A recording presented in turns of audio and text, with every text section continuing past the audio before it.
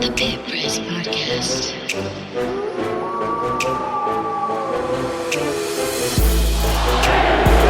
Reinholz launches from downtown. No. Van Horn, no. And that's it. New Mexico wins it.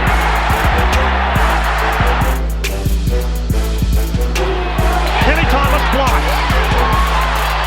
Gibson hustling down. He has some room. And he gets it. Oh, long three. He got it. Oh, my goodness. Kendall Williams from 35 feet. For the win. Snell. Got it. He got it. Wow. With 1.8 seconds remaining. And New Mexico's going to dribble out the clock. The Lobos three-peat as Conference Tournament. Welcome to another episode of the Pit Press Podcast. I am your host, Ryan Tamori.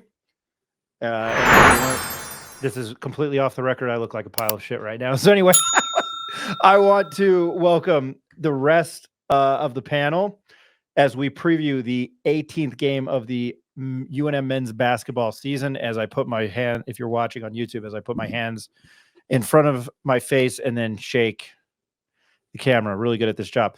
UNM takes on number 16 Utah State Tuesday night, tomorrow night, tonight, whenever you're listening to this at the Pit.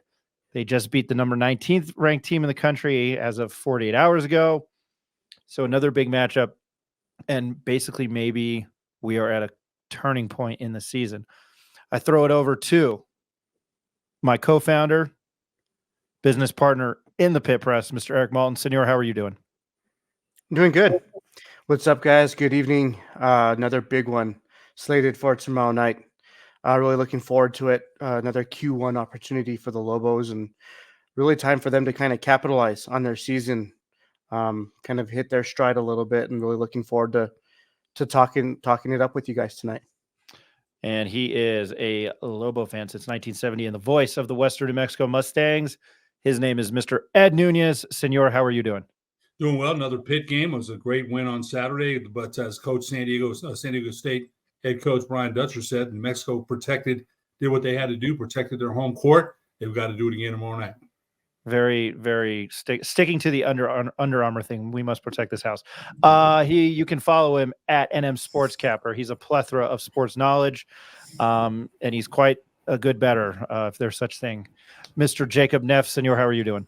I'm doing good, Ryan. Looking forward to watching this one on Fox Sports 1, national TV.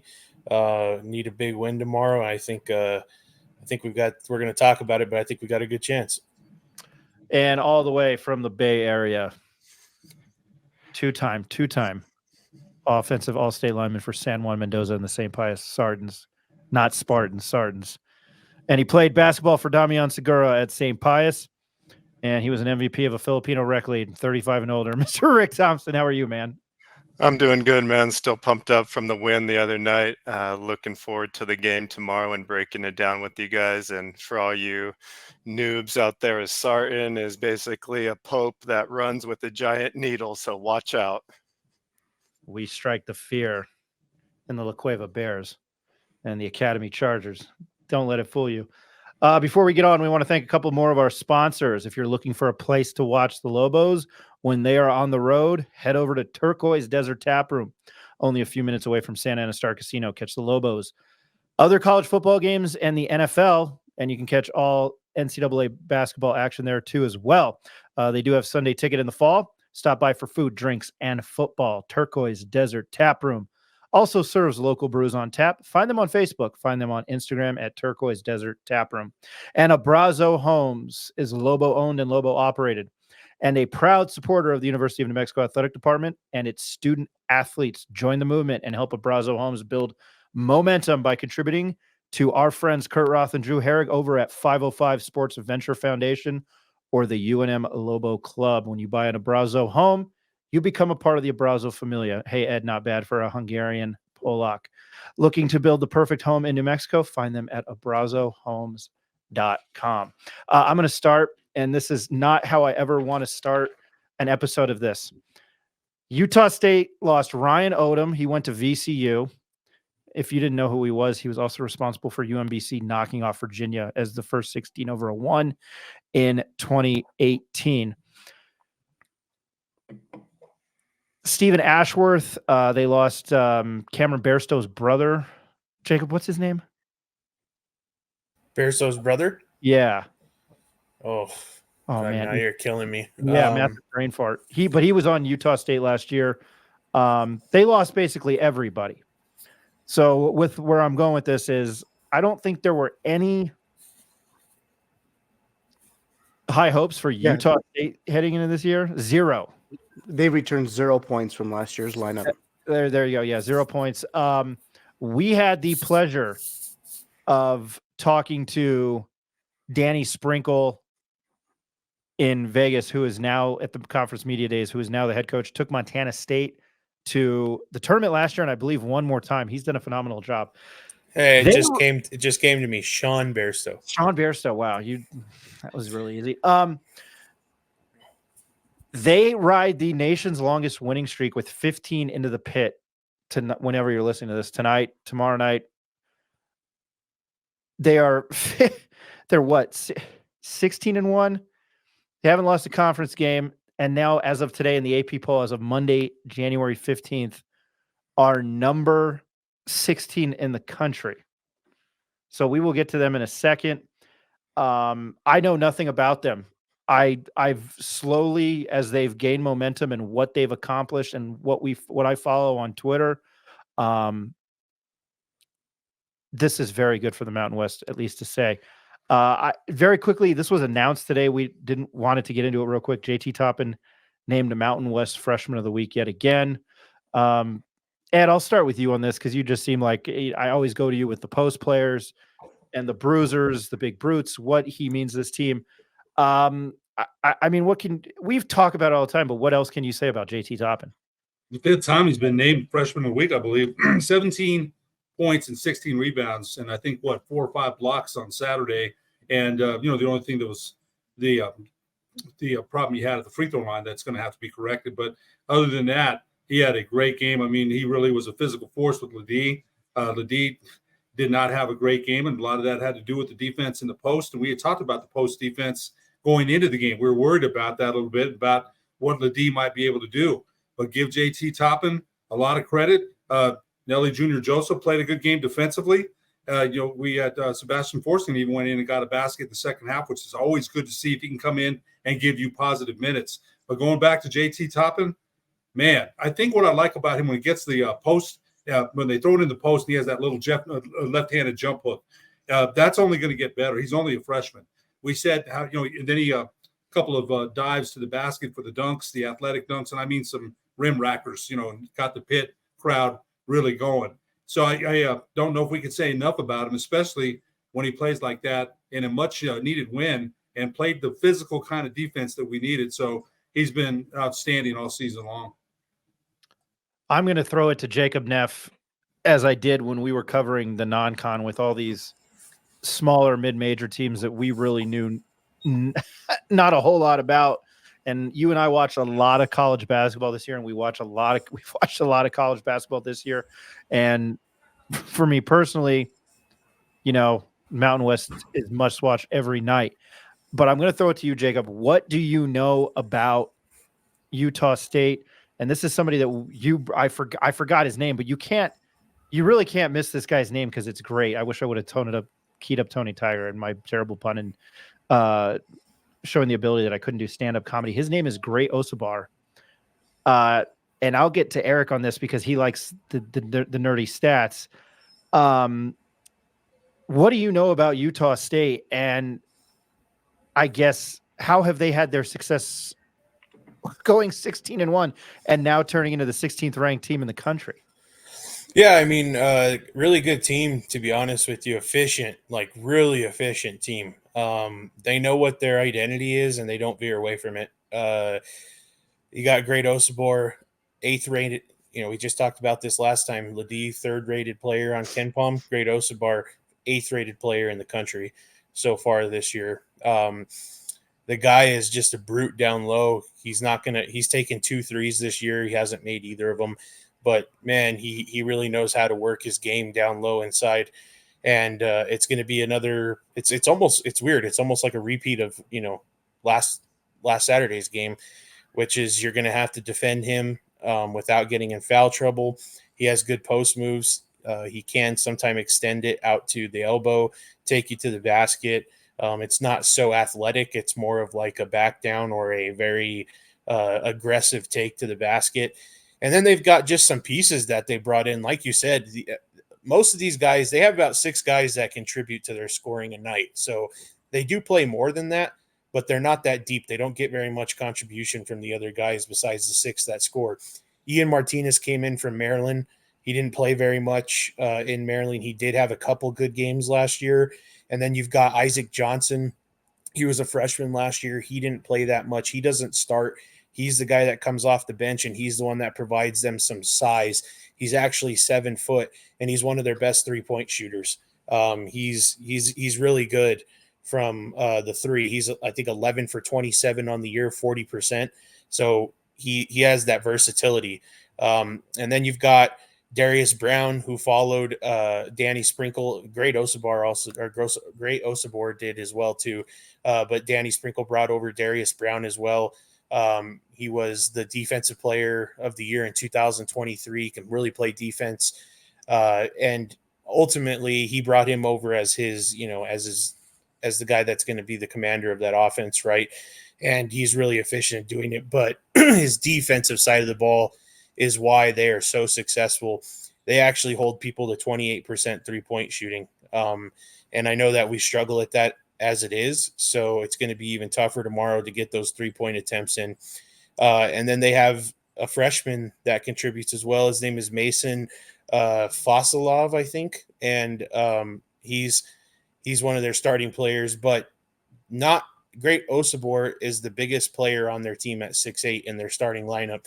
And then then their next biggest player is 6'5", and that's Mason Fosilov. So they do kind of match up pretty well with the Lobos because of the size. They play 3 guards as well. And then the guy that plays forward, like I was saying, Mason, he's 6'5", so he's not that big. So I'm wondering if Utah State's they haven't changed up their lineup once this year, the starting lineup. I'm almost wondering if they're going to maybe make a change tomorrow to deal with some of the height we have as well as athleticism. So we'll see there. But ultimately, they're surprising, and they meshed right off the bat. And we can see how encouraging that is, how admired that is in the college game, because we have a team that has a decent core and then brought in some players as well. And it's still taking us some time to mesh, right? So these guys did it right off the bat. I think it's going to be a good game, but I actually like the way that we match up with them just due to the size and kind of how they play. I'm interested to watch a team that plays like us, because I don't think we've played a team that looks exactly like you. Oh my God, I said us there. I haven't seen a team that plays like UNM, and maybe I'm wrong, but I'm at least closely tied to us. I don't know what I'm trying to say there. I feel, what UC Irvine was tall. I think UC Santa Barbara had some good guard play, but Eric, I'm going to throw this to you, because even though we talked about Great Osabor, I hope I'm pronouncing that right. 8th rated player in Ken Palm, solid post guy. I know you love those stats. How do you feel about that? Oh, I've seen him play. He's really good. He's a really skilled big man, really elusive for his size. But I'm looking at kind of how the Lobos match up against him. Neff did just touch on it. He was interested how the matchups were going to look. And I think they kind of they, as in the Lobos, kind of treat this game the same way they treated it with Jaden Ledee and San Diego State. I think they're going to try to limit him on the amount of touches and easy looks he gets at the basket, and really kind of force Utah State to use some other guys to beat them, right? I think they're going to try to eliminate Osabor and some of those guys that they're probably going to look to score. Neff touched on Ian Martinez, Maryland, who's actually a really good shooter. That freshman, Fosilov, I'm not sure how you pronounce that name, is also a really high-level contributor. But Darius Brown, I think he's a really underrated point guard did come over with Danny Sprinkle from Montana State. Neff touched on that he was the defensive player of the year, but he's also averaging 7 assists per game this season, which is, I think, first or second in the Mountain West, right behind Isaiah Stevens. So I think he's kind of like the guy that leads the charge with the offense and kind of getting them in their rhythm, kind of opening up the floor a little bit, and kind of really drive the driving force with their efficient offense. So I think there's a lot of pieces that the Lobos have to be concerned with, but I think the Lobos are a little bit deeper, especially when you get those bench players coming in, looking to Mustafa to kind of capitalize on the game that he had. And then can Utah State limit House? Can they limit Mashburn? And I think we're really waiting for Dent to kind of turn around and have an impact game in the conference. So lots of key contributing factors. I think there's lots of questions, but overall, I think the Lobos have a little bit of a matchup advantage. I don't know if there's much of a revenge factor because none of these guys are left over from last year. Remember, they went on the road. They got beat. They beat them in the quarterfinals of the tournament last year in Vegas in Mountain West Conference tournament. I don't know. Eric, I'm going to stick with you. 10th most efficient, because you were a shooter.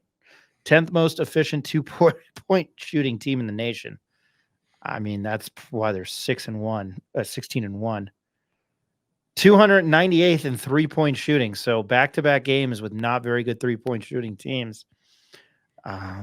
Just as a shooter, I mean, what rings out to you with those two stats? Well, the first one, the 2-point field goal percentage, to me, that's like reminds me a little bit of the way or the style that Colorado State played with. They're really patient on offense. They move the ball well. And then you got that really big X factor in Osabar in the middle, who's not a 3-point shooter. I think a lot of the offense is run through him, and they're running a lot of back cuts. I'm getting some easy buckets around the basket.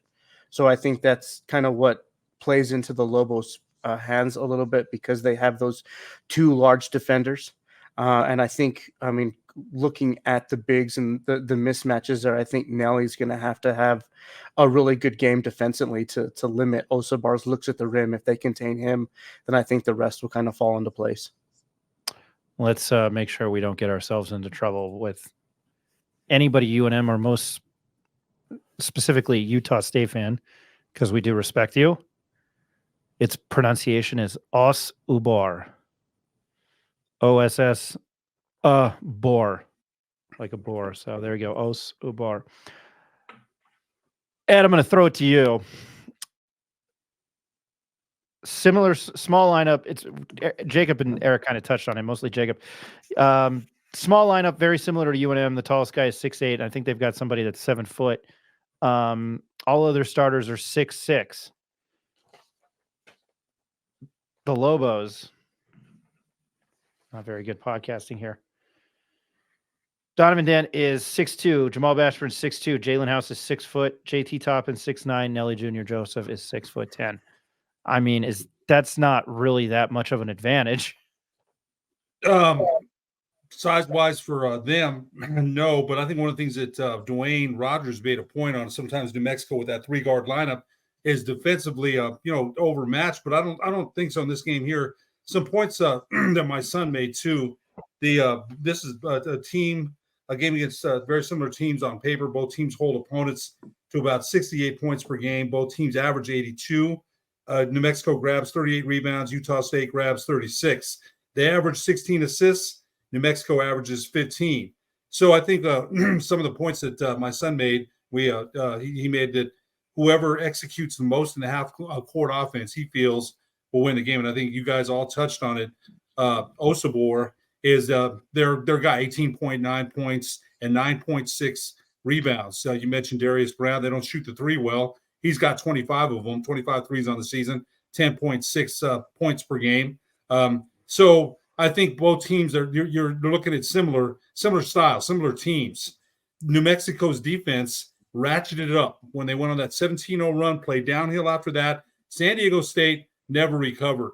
But one of the points that my son made too, you can't rely on 17-0 runs to fuel you all the time. That certainly was a pit game. The crowd was at full throat, and House was in his glory. He played really, really well. And Mash, I thought in the second half, their half-court offense, you saw the ball reverse, you saw it move. Mash shooting with confidence, but like we haven't seen him shoot the last couple of games. So I think it's again a matchup with two teams that are pretty similar.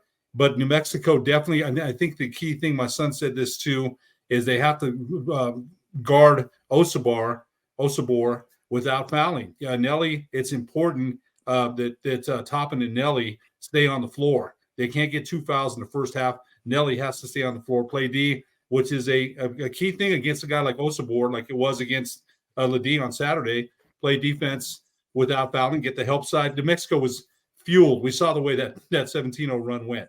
So that's the key, I think, is the half court on offense, the half court on defense. New Mexico has to execute on both ends of the floor. Every time I think of Jalen House now, when he said he liked Randy Orton as his favorite wrestler, I know Rick calls him the pest on defense, but I forgot that Randy Orton's nickname was the Viper. So when he's on offense, he turned into the Viper. No wonder he gets along. Maybe he gets along really well with Snake. I don't know. They're both snakes. God, I'm really doing a bad job hosting this episode today. Rick, I'm going to go to you. You said Utah State rebounds well and leads the conference in rebound margin. How is UNM going to counter those bigs? I think if you look at what we did against Ledee, is that our two bigs really pushed him under the basket, right? And we were able to get not only a lot of rebounds, but I think 14 offensive rebounds. So we're going to need that same type of effort, not only from the bigs, but as a team. All our guards, for the most part, rebound really well. I think Dent even had 4 rebounds in the last game, even though he wasn't that involved offensively. He was still giving effort on the boards. When I look at this team, you just got to give, at the Aggies, that is, you got to give your hats off to Coach Sprinkle. I mean, he just got the job in April. They really were starting to practice, he said, in September, October as a full team when they got the transfers in. And when they got somebody, he said, back from a mission, I'm guessing that's the kid from Utah, Falsalev. So just looking at what he's been able to accomplish with all these guys coming, I know he brought 2 guys over with him, but great Osabar wasn't even a starter last year, and I think he averaged 8 points. So he must be really empowering his players and allowing these guys to, take the next level in their game. And, when I look at who the X factor is, it's really Ian Martinez. He just had a great game against UNLV. He had 6 threes. He's not afraid to shoot off the dribble or just off the catch. I think he's had multiple games over 20 points, even though his average is around 13.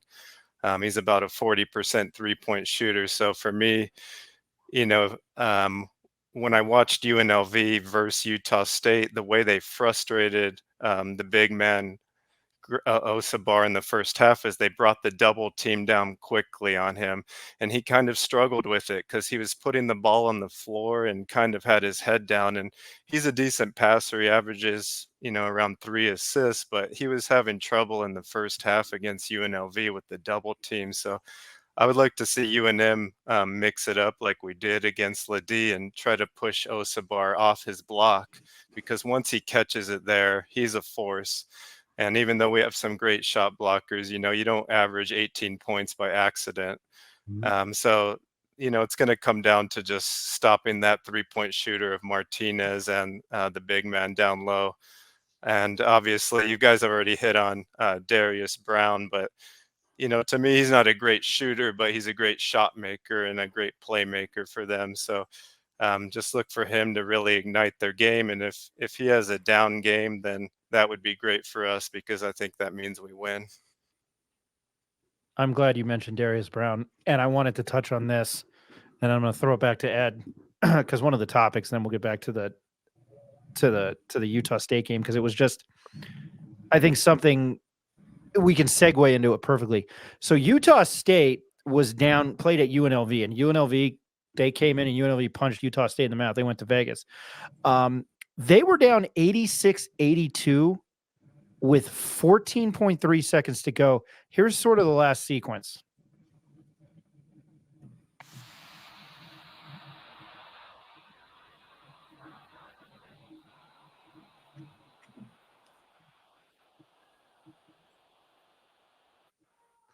So he hit a three, 86-82. And then there was a foul in the paint. And Utah State hit 2 free throws, and they won the game 87-86. And then today, in the San Diego Union-Tribune, and I usually defend writers. It's a big stink of mine. Mark Ziegler is the beat writer for the San Diego Union-Tribune. He covers the San Diego State men's basketball team. He wrote three takeaways from the game Sunday. And it was the refs, the reason behind the refs, and piling it on. I read a majority of it, and he was basically blaming the refs for San Diego State losing by 18 points. I think in my little 5-6 years of journalism career, and this is it, I have tried to stay away from the refs. You go back to, I watch baseball. It's a human element. Jacob watches. We watch baseball every day for 6 months. It's a human element, and yeah, there's like Angel Hernandez, and he, I already said my one curse word, but he effing sucks. And there's a human element. I think that's kind of what makes it great.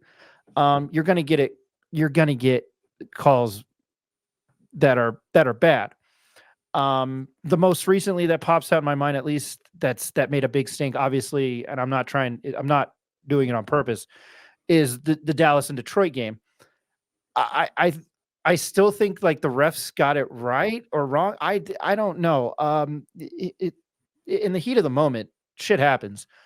I always feel like as a competitor, you can do enough to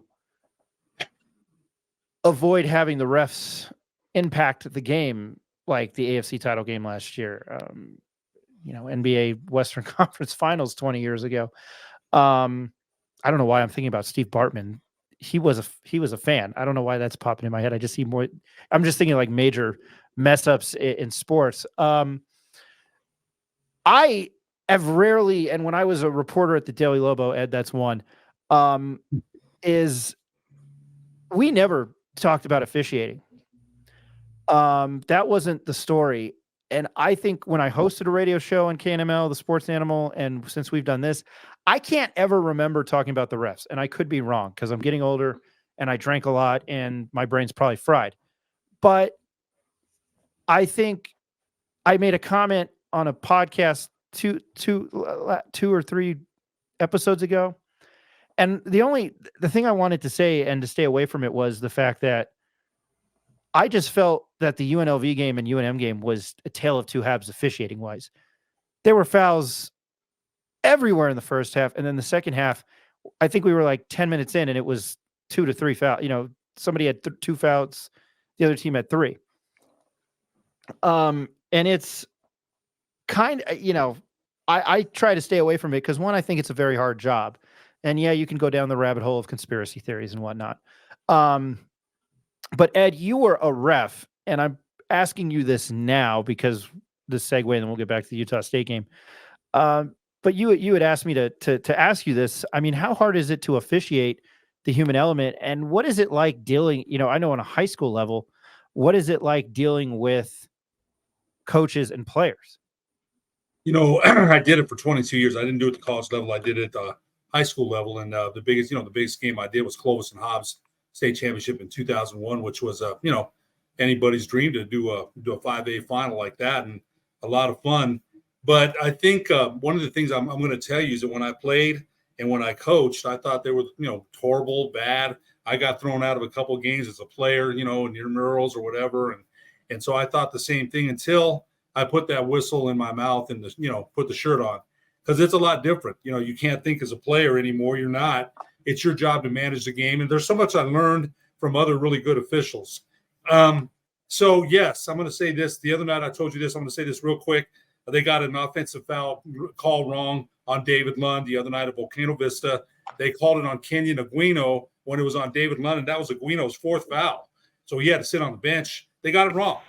referees are human. They're going to mess up. There's no doubt. I mess my share of calls up too. And I said this to Ron Geyer, the former St. Mike's coach. I remember he's coaching at Los Lunas at the time. Coach, I missed it. And at least he said, at least you said that. You're human. At least nobody ever tells us that.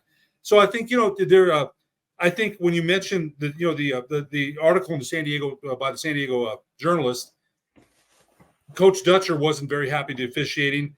But again, New Mexico's playing downhill. Some of the calls didn't go their way. Then he mentioned the 3 officials hadn't been at the pit. Those things happen. Now, again, are you going to blame the officials for losing by what they lost in a big margin by 17 points? Are they worth 17 points worth? What I'm saying is this: control what you can control. It's like last year when New Mexico lost at Nevada. That call at the end, there was a lot of controversy about that call. New Mexico was up by 5. They blew it, period. Control what you can control. You can't control the refs. All you can do is there's bad calls, send it into the league. They'll look at it. They may change it. They probably won't. Maybe they'll get better. Refs are trying to improve, believe me. Before any game we did, we had a pregame conference. We talked about areas of responsibility, one-on-ones. We talked about a lot of things. But I'm going to tell you one thing. It's a lot different when these plays are happening full speed and you've got to make a boom, bang decision right on the spot. Block charge call for me was always the hardest one, always the toughest one. Then you got to sell it. Block. You got to sell it. Then you got the coach over there, screaming and yelling. In 22 years, I never threw out a player or a coach. A couple of them probably deserved it. There's a couple of that one guy came out after halftime after I teed him up, and I had to, and went like this to me. And I should have ran him out, but I didn't. So, I always felt like I could talk to coaches. If they asked me questions, I didn't have a problem answering questions. I said, look, if you make statements, then we have a problem. To this day, me being out of officiating now for 11 years, I'm still good friends with most of those coaches. Nobody's ever come up to me and said, you cost me a district game, or, I'm sure I wasn't everybody's cup of tea. But what I'm telling you, it's not an easy job. It's a very hard job. And yes, officials are human. Yes, officials make mistakes. Most of them that I know don't do it on purpose. Yes, there are the ego guys that go out there and want to be seen. Yes, I've seen that too. I always, one of the guys used to tell me, it doesn't say in the program, watch Ed Nunez officiate. That's true. So, so to your point, Ryan, I think it is a hard job. And yes, officials are human. We see that in the NFL. I mean, you watch baseball. You mentioned Angel Hernandez. Officials are always under the spotlight. And just a real quick thing before I close, high school officiating has lost about 60, 55, 60, not that many, a lot of officials. They need more officials in basketball, soccer, baseball, softball, track, wrestling, because a lot of people can't take the mental abuse, the mental talking. Some people and some referees have gotten assaulted. So, yeah, it is a very tough job. That sounds very New Mexican. Hey, they got assaulted. I just happened to look at the spread, and we'll get to that, and I was blown away. Rick, you mentioned this too, and I'm sorry, kind of, I'm talking about the murder, and then we're going to the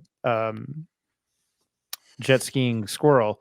But Utah State guard Ian Martinez had 6 threes, and we mentioned they're not a good 3-point shooting team, and 24 points against UNLV with 6 threes. I just asked you straight up, how are they counter rebounding? I would imagine, and I am saying something positive, between Jalen House and Donovan Dent, and I know Jamal Mashburn's not the best defensive player, but I think between at least Jalen House, we should be able to counter that, right? Yeah, I mean, the one thing about Utah State is, I know I've compared the Lobos to the Warriors and needing to play like the Warriors when they had the 3 stars. Well, I'm going to compare Utah State to the Warriors when they had the strength and numbers team, and before they had Durant, because the way that Utah State moves the ball is very precise. Jacob was hitting on it earlier. Not only can Martinez hit the 3, but that big man, the transfer from Oregon, a 7-footer, he can shoot the 3. So a lot of times they're dumping it down to Osabar and then kicking it back out to a shooter. So I think as long as we do the same type of job that we did against San Diego State by doubling down and then getting hands up on the shooters, we should be okay, because we forced San Diego State into a lot of I think, uncharacteristic shots, and we'll need to do the same thing here. But Martinez, he's kind of like I was mentioning, the wild card for me, and I think slowing him down will be key, along with their other two guys of Brown and the great down low. And just to kind of hit on what Ed was saying about officiating, I've never officiated other than maybe some hoop it up games of a 3-on-3 tournament where both teams wanted to kill me during and after the game. But just as a player, I have been kicked out of men's league games, and I don't think ever out of a high school game. But I think what you realize is there is the human element, and those guys might have been coming in from a conference game the night before. Or something like that. But I think to say that it impacted the UNM and San Diego State game is kind of insane. It might have impacted a handful of plays, but it didn't result in the outcome of the game. So I just wanted to mention that as well. San Diego State could have won by 20, and I don't think it would have. It's very weird to me. Eric, we had 2 podcasts today, and I had not heard the term "hoop it up." I was like Richard Nixon there. I'm not a crook. We mentioned "hoop it up" in 2 episodes today, because we did 2 episodes today, and both of them resulted in the conversation turning to violence. So once again, very New Mexico. Eric, you were shaking your head there with the Ian Martinez thing. I felt like you had to say something, so the floor is yours. Oh, no, I was just agreeing with Rick. I don't think I was shaking my head. I was just agreeing that everything he had kind of touched on. Agreement. Yeah, pretty much. But yeah, I think limiting Osabar's touches down low. I think Utah State does have the personnel to make the outside shots. It's just something that they don't primarily lean on to do. I think if the Lobos play defense and rotate appropriately and cover the weak side and crash down on the post like they did against San Diego State, I think they should be okay. It seems like Utah State plays defense. Jacob, you gave me a lot of notes on this. It's a massive breakdown.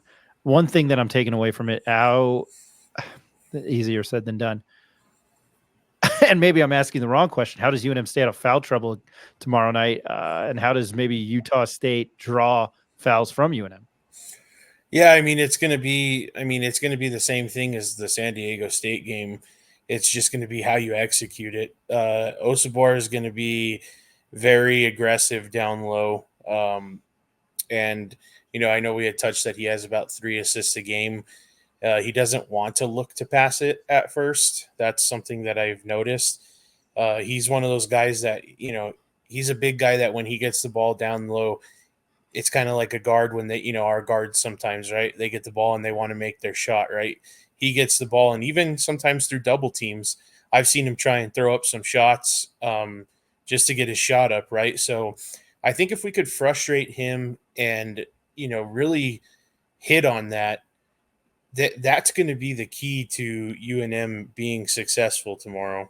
And that's just being physical, really getting involved down low on the defensive end and making it grimy. Like we said, hopefully they'll let them play a little bit. That's going to be another thing. We're not going to be able to get as physical if they're doing those touch fouls and stuff like they were in the first half of the UNLV game, right? So hopefully they'll let them play a little bit, but that's their only true inside presence. This transfer that they have from Oregon, Isaac Johnson, he's not really a physical guy at 7 foot. He's more elusive, so he's not going to be very effective. And I think he's kind of, and I don't want to say soft, but he's definitely not, as aggressive as Osabar is. So if they can frustrate him and take out the exterior, and take out the interior of their offense and make it an exterior game, from beyond the 3 and stuff like that, or even shooting mid-range jumpers, I think that's what they're going to have to do. Because like we said, the efficiency's there. You are going to have to defend this team for 30 seconds of the shot clock, because they will sometimes take the entire 30 seconds. I watched them against Air Force. I know Air Force isn't the best opponent to go up against or judge them against because, he really ate them alive. I mean, they needed a basket, they gave it to him, right? But then again, Air Force doesn't really have the bigs down low to really, go up against them. But if you frustrate them and they don't feel like they could throw the ball down low to him and create any offense, and they start, trying to do different things like San Diego State was doing, they started shooting more threes. We talked about that. You get frustrated down low, you shoot more threes, and that's ultimately what we need them to do. Now, you can't leave them open because this team has a couple guys that can shoot threes at a 40% clip, but you do have to force them to put up those threes.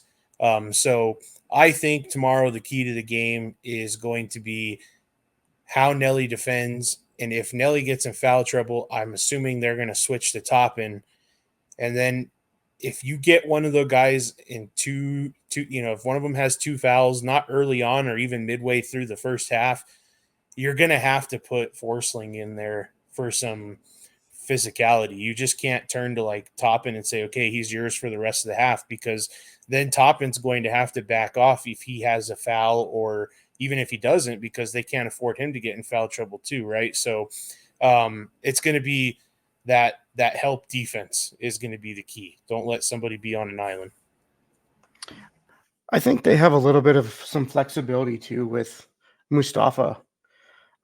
He played some important minutes last game, and he turned into a more of a scoring threat than we kind of anticipated. But even on the defensive side, what did he finish with? Like 4 or 5, maybe even 6 rebounds.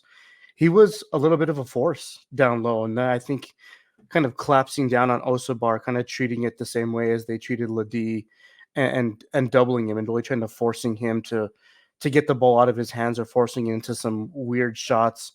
I think this is where I think we might see Mustafa kind of have another positive impact on the game, and that's kind of what I would be expecting. Ed, that's where I was going to go next. If you're Richard Pitino, who are you having guard this guy? Well, you got to go with Toppin, I think, first. He's athletic. Switch Nelly onto him, but I would start out with Toppin. I think he did a really good job. The block shots were important on Saturday. What they have 14 as a team. I wouldn't expect to see that on tomorrow night, but I would start Toppin on him, and Nelly's going to have to play some defense on him.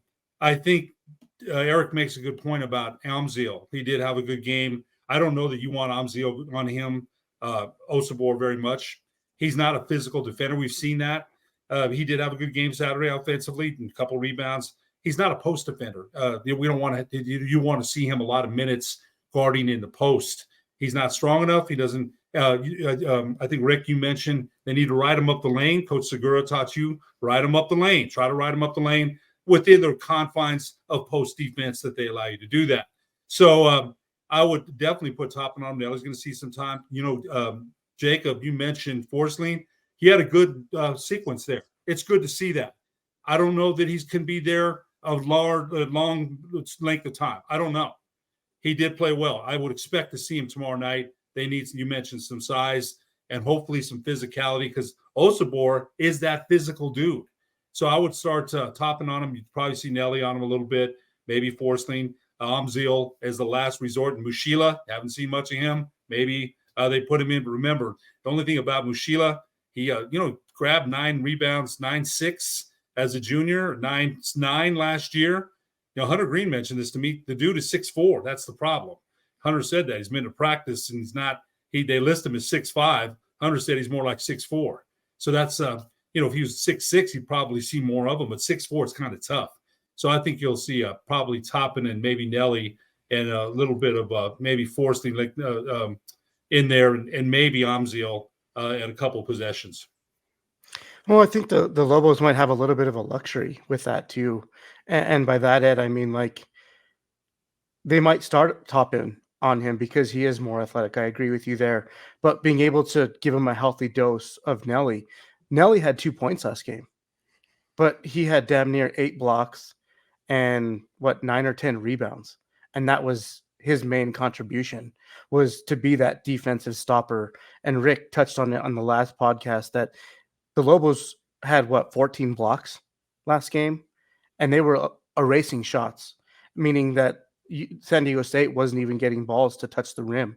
So I think a lot of that was caused by the bigs and the defensive pressure and having guys like Nelly who have the strength, who have the length to kind of disrupt Osabar's game and disrupt Ladi's game, which allowed Toppin to have the game that he did, right? He was kind of cleaning up the glass and getting a lot of putback. So I think it'll probably be a healthy dose of the two bigs, but it's a luxury that the Lobos have. And it'll be a team effort down there. And having the length that they do, especially with Mustafa, gives them a little bit of a luxury. Yeah, the only thing I wanted to add to that is I feel I get what Ed's saying with Toppin.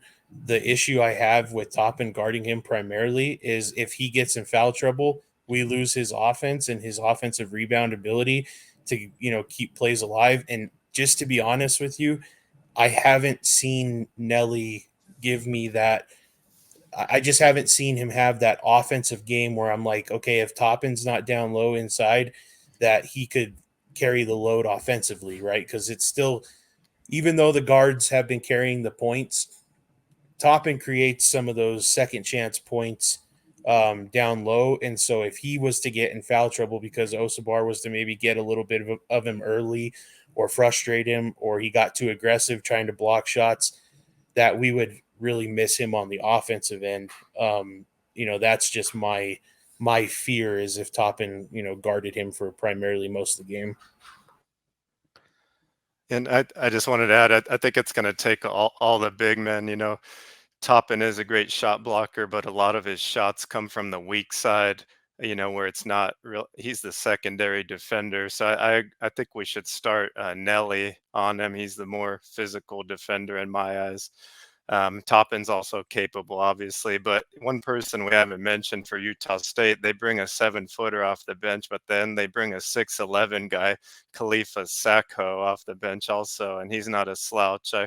He's able to get putbacks and rebounds and dunks also. So they're stacked, as far as it comes to size coming off the bench, where that's one of the Lobos' biggest weaknesses in my eyes. So I think just getting Forsling 4 to 5 good minutes again, like the last game, would be enough. If he can give those guys a breather and just roll hard to the hoop on pick and rolls and just put his body in the way, that would be huge if he could do like he did against Ladi.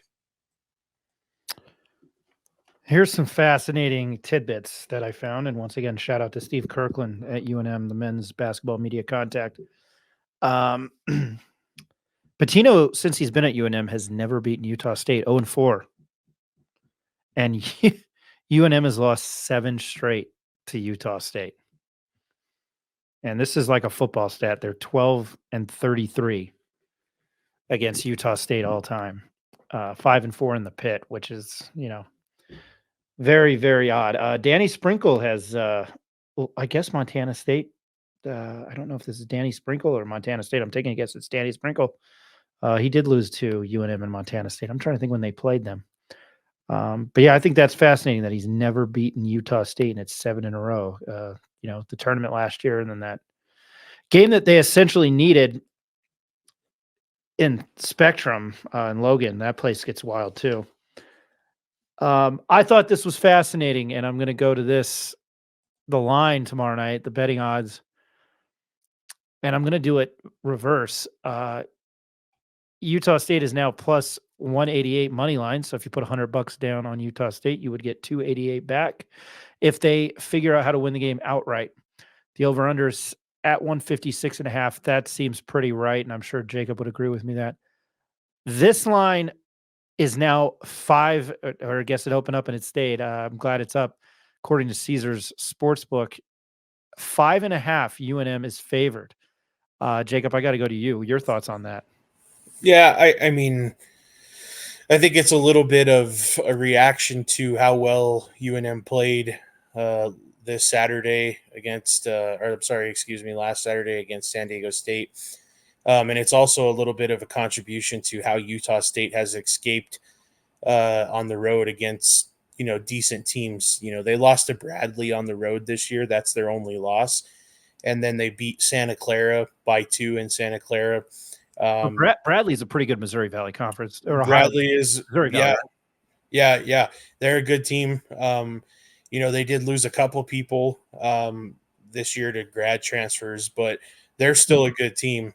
And, I think the 5.5 is just playing off of, if you look at how the Mountain West home games have went so far, it's kind of like, a blowout, or, the team is like right in it. Right. So, I just think that line indicates kind of what happened last Saturday. I do think that there is some value in the over in this game, just because Utah State plays at the 122nd best pace in the country.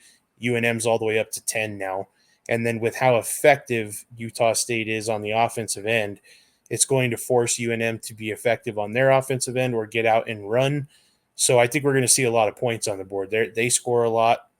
And that would be my take on that game. I think if you're betting that game, you bet over, and I would leave the side alone, just because, if UNM's winning by 5 or 6 down the stretch, fouls come into it, somebody hits a 3, you could lose the spread that way. Right. So that just 5.5 just seems a little weird to me. So I'd probably steer away from even taking a side in that game. Yeah, I would, you could do what that guy did with the Cowboys and bet $4,000 to win 1,000. UNM's minus 230, so yeah, I'd bet 230 to win 100. I would take the over. That's just how I'm with what I've seen and what I've gambled on the last couple of days. Horizon League, American Athletic Conference. Unless you're Boise State, I'm not then I'm taking the over. Just for time constraints, we're hitting that about hour mark. Ken Palm and net for UNM 39, Ken Palm net 36, net 19 for Utah State, Ken Palm 41 for Utah State. I mean, this schedule now is very, very favorable to UNM if they're getting these wins. I think Lenardi and all the bracketologists are getting their stuff comes out on Monday. I didn't look. I was more concerned with the AP poll. And by the way, UNM did have 13 not first place votes of AP votes. I'm sure Jeff Grammer was one of them. I didn't see his tweet. I kind of avoided Twitter today from working and then NFL playoff football. Predictions. I'm going to start with Ed. What do you think is going to happen, depending on when you're listening to this, tomorrow night or tonight in the pit between Utah State and New Mexico? Quad, they got a good quad winning at San Diego State on Saturday. And I agree with Jacob about the line. I would have said UNM. I don't know lines at all. Jacob's the expert there. When I heard 5.5, I'm like, that's a big line. And is it an overreaction? I think a little bit. Yeah, UNM had a good game, but this is a team that's on a 15-game winning streak. Talking about Utah State, I've got New Mexico tomorrow. I'm never going to vote ever say New Mexico's going to lose, even if they're going to lose. I've got New Mexico by 3 tomorrow night. So that's my prediction. Eric, I'm going to you. You're on mute. Of course I am. I'm going to have to agree with Ed on that. I think I'd take the Lobos to win. I don't know if I would take the points. Probably take the over in that one too. I just like kind of the pace that the Lobos play with and how efficient Utah State likes to score the ball. I think this game goes over 156. Is that what it was? 156? 156 and a half. 156 and a half. So I'm going to Jacob. Yeah, like I said, I would stay completely away from the spread, but I do have confidence that the Lobos can take this one. It is a home game. I think we're going to get a decent crowd out there on a Tuesday night, just based off of the leverage that we had with that win at San Diego State. I was looking at tickets prior to this, and there's not very many little green dots left for you to select your ticket. So I think it's going to be a pretty big packed game for a Tuesday night. National television again. I know that House and them like to come out for those games, but 5.5 seems too much for me. My indication was Lobos by about 3 or 4, but like I said, I really like that over, and I think this is the game right here now. If they win this game, they're back onto the picture. I checked bracketology this morning; they were nowhere in it. They were not in the last 4 buys or the last 4 or the next 4 out.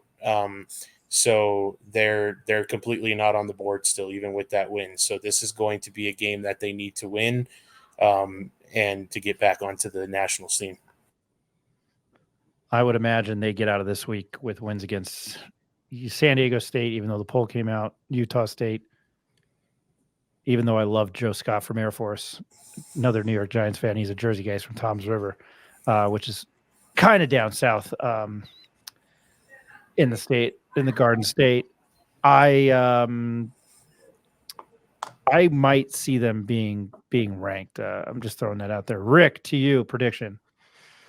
Yeah, I think this is going to be a taller challenge than San Diego State was. I think they have more talent on this team and move the ball a lot better on Utah State. I still think the Lobos will be riding high, though, from their last victory. And I still think the Lobos haven't hit on all cylinders themselves. So I don't think also heads up to a commenter that made this comment, and I'm going to agree with them. We've all been saying Baker was dead in the water.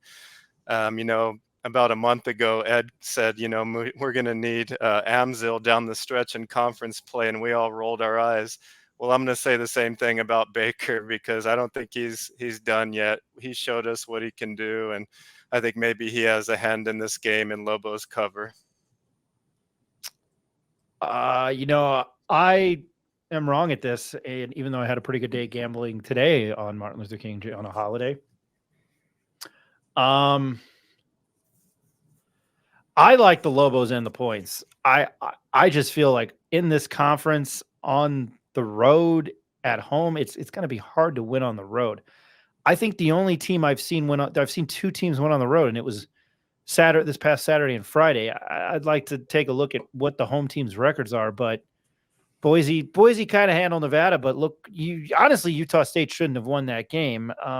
I hate being woulda, shoulda, coulda guy. Boy, I'm really full of shit. I don't bash on the refs, even though I have. And then I don't like to say woulda, shoulda, coulda, even though that's one of those rare cases where, yeah, that's the exception to the rule.